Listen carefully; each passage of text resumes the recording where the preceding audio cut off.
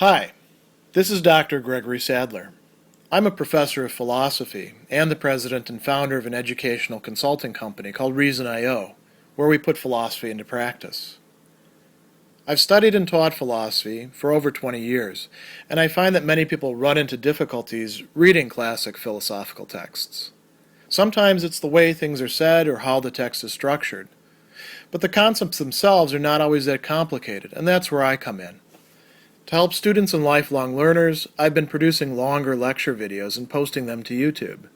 Many viewers say they find them useful. What you're currently watching is part of a new series of shorter videos, each of them focused on one core concept from an important philosophical text. I hope you find it useful as well. What he called ascetic ideals are something that Friedrich Nietzsche tied in centrally with his notion of ressentiment. So in part 3 of his study Ressentiment, Max Scheler is going to take a close look at what he's going to call ascetic actions, so things that we do motivated by asceticism, expressive of asceticism, and ascetic value judgments. So the deeper motives, the prioritizations that this is based upon, which can be articulated and expressed.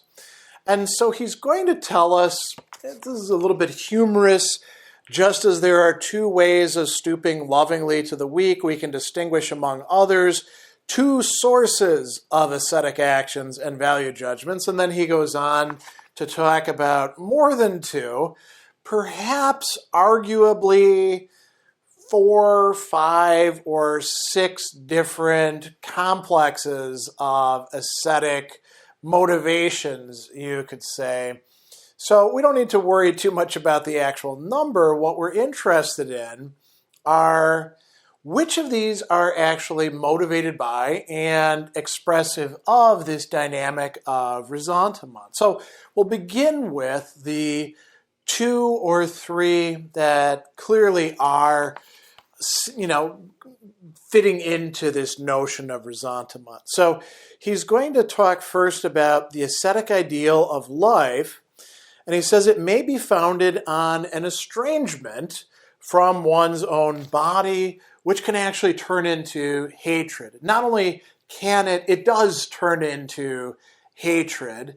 And so what do we have here? He gives an example where somebody says the body is the prison of the soul, which actually comes from Plato, from the Phaedo. It's attributed to Socrates, but it may be a more Platonic than Socratic teaching. And both Nietzsche and Scheler are willing to view this as an example of asceticism that is motivated by ressentiment.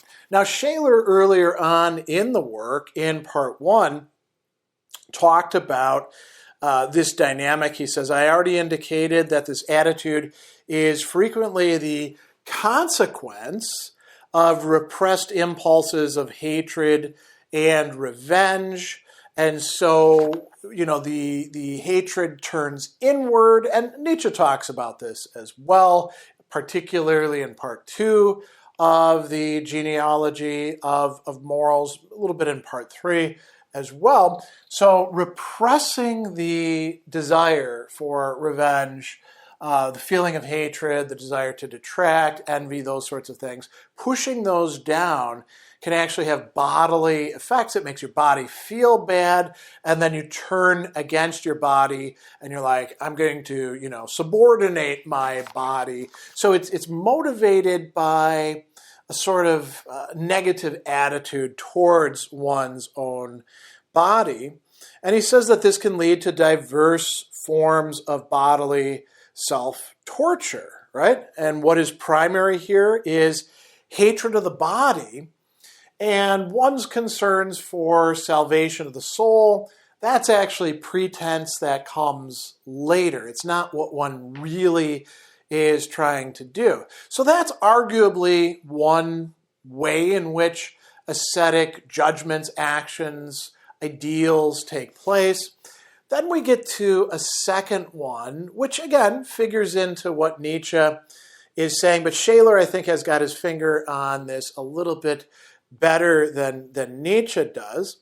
He goes on and says another outgrowth of ressentiment, so that another seems to be suggesting that this is another dynamic, are those forms of the ascetic ideal and its practice which are doing what? Justifying impotence, one's own impotence, to acquire certain things. So, poverty, chastity, obedience, where are these coming from as positive values for somebody like that?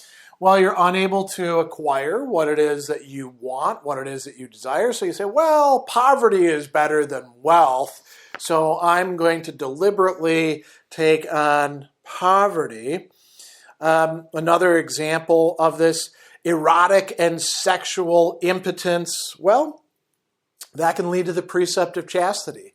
You can't, I'll be very crude here, you can't get it up anyway, so why not make a virtue of necessity and say sexuality is not that important? As a matter of fact, it's kind of dirty, gross, base. Let's put that aside, right? So, inability to get sexual satisfaction. And then, where does this obedience come from? He's got a very interesting thing that he says here. Lack of self-discipline leads to the imperative of obedience. And he says Nietzsche believed the core of Christian asceticism can be interpreted in this way, meaning that a lot of Christians are essentially engaging in sour grapes. Ooh, I can't really win in the marketplace, so poverty is a good thing. I can't actually get laid or express myself sexually. Chastity is a good thing. I can't control myself. I need somebody else to control me. Therefore, obedience. Now, possibly there could be another motif here. Scheler seems to jump right into talking about some other things that Nietzsche is saying, which could be interpreted as a third dynamic here. But I think we could also just associate it with this. So he says, Nietzsche sees in the ascetic ideal the value reflex of a declining and exhausted life which secretly seeks death, even if its conscious will is different. Such a life turns to ascetic values because they serve its secret purpose, its hidden purpose. So what, the ascetic really wants is essentially to die, to no longer to be. It's nihilistic, right? And so that's why they take on these values like poverty, chastity, and obedience, which is not to say, by the way, that those are automatically bad values. Understood in the proper way, they could actually be quite good. But for the person who is motivated towards asceticism for the wrong reasons, they're actually sort of a cop-out or coping mechanism. Then he's going to talk about a different motif of asceticism, one that he's not that interested in. So I think this is a different one. We could call it the third one. He says that asceticism may have completely different origins and an entirely different meaning. So here we're going to be like, yeah, okay, great. So Christian love, you need asceticism in order to get that. No, it's not about that at all. He says, it may simply serve the purpose of educating the citizens for certain fixed national goals, like war or hunting. Right? So, you might say, well, war, I totally get that. If you want to be a warrior or a soldier, you have to discipline yourself. You can't indulge yourself in whatever you want to do. You have to be obedient to your superiors. You have to sometimes, think about this. You sometimes have to live with very little. You don't get to have sex when you want to. Yes, that's all true. And he gives the example of the Spartans, the strongly ascetic education in Sparta. What about hunting? Well, if you've ever gone hunting, you know that it takes, and you're not just some big fat person sitting in a deer stand with a million different pieces of technology. If you've actually done any real hunting or any real fishing or anything like that, you know you got to put up with like sitting in a place for a while, being very quiet, not eating whatever you want, not just getting up to do whatever it is that you want. You can't watch videos on your phone, not if you want to take it seriously. And you may actually have to go without food for a while, right? You're going to have to be cold sometimes. So that's asceticism. And now Scheler is going to say, well, we're not interested in that. This type of asceticism is entirely foreign to our context. And you might say, well, why the hell did you bring it up then? Well, he's trying to be kind of comprehensive. So now we get to the more positive forms of asceticism. One of these he talked about earlier, contrasting it to those who hate their bodies. He says here, the primary motive of those people is not love of one's spiritual self and the wish to perfect and hallow it. How? By disciplining the body. But what he's saying there is, hey, there is a good form of asceticism which is motivated by love of one's spiritual self, which is not the body, but that which goes beyond the body. Love of one's own self, not hatred of one's body or hatred of oneself or hatred of others. Love of one's spiritual self and the wish to hallow, to make it holy, and the wish to perfect it, to bring it to its fulfillment, to make it better. And what is the means for that? Disciplining the body. This could be compatible with Christian monasticism or other forms of Christian practice. You could also see this in other religions as well, where there is a disciplining of the body for the purpose of realizing something higher, something better, something greater, which may, using the word hallowing implies that we're not just talking about what Scheler would call spiritual values, but the highest value of the holy, right? So that's arguably another type of asceticism. And then we get to the one that he's going to talk about the most, another positive type of asceticism, which isn't ascending to spiritual values, but is living out what Scheler would call vital values or values of life, right? Because Scheler has this whole hierarchy of values with the spiritual and the holy at the top and pleasure and money or utility at the bottom. And then there's this range, which includes values like the noble and the base, for example, right? That he calls vital values. And if you want to know more about that, I would suggest getting hands on this book, Formalism in Ethics and Non-Formal Ethics of Values, where he talks about this at great length. Coming back to this, so he says, there's a much higher and nobler form which springs from vital plenitude. Plenitude is abundance, right? Strength and unity, and it derives its meaning and value from life itself, from its glorification and greatest advancement. And notice this, what he's going to say here, not from any transcendent goal.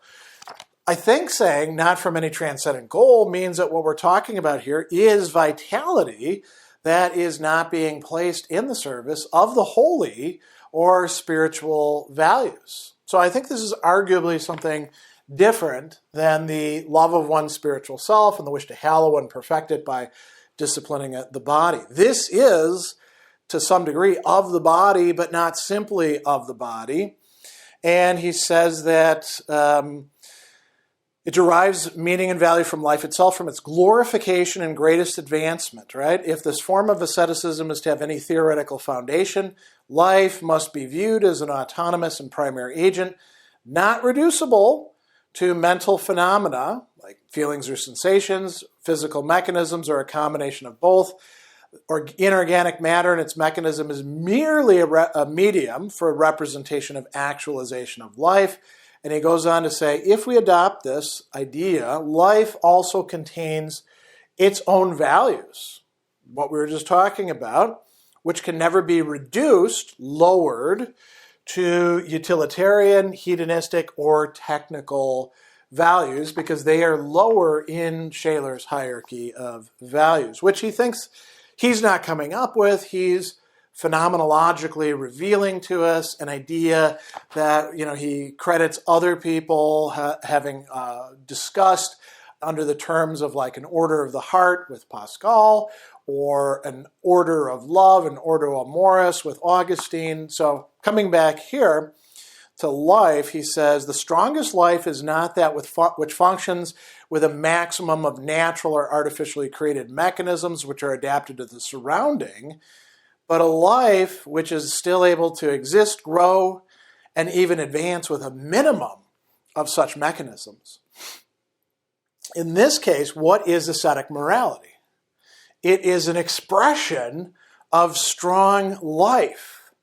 And its rules, because it is asceticism, are destined in turn to exercise and develop the purely vital functions with decreasing use of these necessary mechanisms. So I think what we have here is arguably at least 5 different main motivations for ascetic ideals, ascetic actions, and ascetic value judgments, some of which Scheler frames as positive, some of which he frames as negative, one of which he seems to frame as kind of neutral, perhaps positive in a smaller way, and then sets aside. So, asceticism, lots of different ways in which it can be practiced. One of the key upshots of this for us is when we see people engaging in ascetic practices, actions, judgments, decisions, we need to ask, what are they actually doing? What are they after? What is the point of this for them? And that will tell us whether asceticism is motivated by ressentiment or not.